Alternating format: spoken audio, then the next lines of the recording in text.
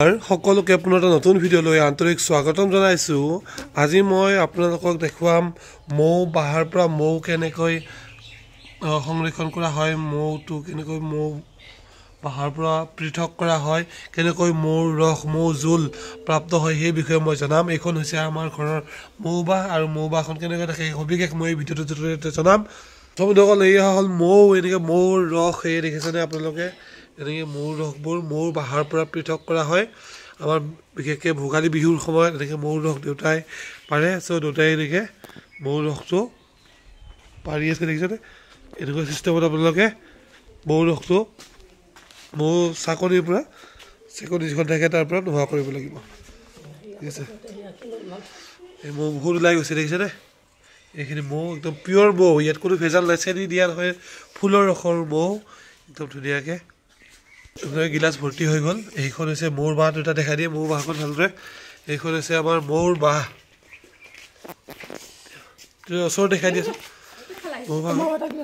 এইখন হৈছে মৌৰ বাহ। আপোনালোকে এনেকৈ মৌ বাহৰ মানে মৌৰ খেতি পালন কৰি এনেকৈ আপোনালোকে লাভৱান হ'ব পাৰে। মৌৰ বহুত দাম হৈ আছে এতিয়া, পিয়ৰ মৌৰ প্ৰায় 500-400 টকা কিলো।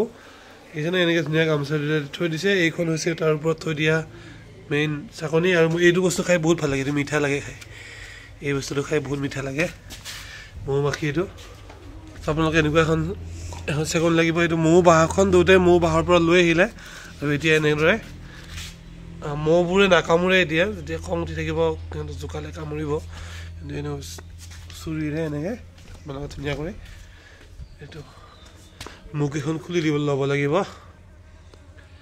দেখিছে বন্ধুসকল, ধুনীয়াকৈ খুলি লৈছে দেউতাই আৰু এতিয়া ধুনীয়াকৈ দুই চাইডে কৰি ল'ব।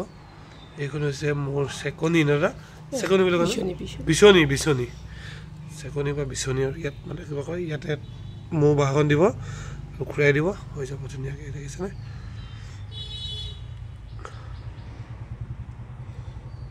ভিডিঅ'টো যদি ভাল লাগিছে আপোনালোকে ছাবস্ক্ৰাইব কৰি দিব চেনেলটো। এনেদৰে বিহু সময়ত দেউতাই মৌ পাৰি আছে। এইখন হৈছে মৌ বাহ।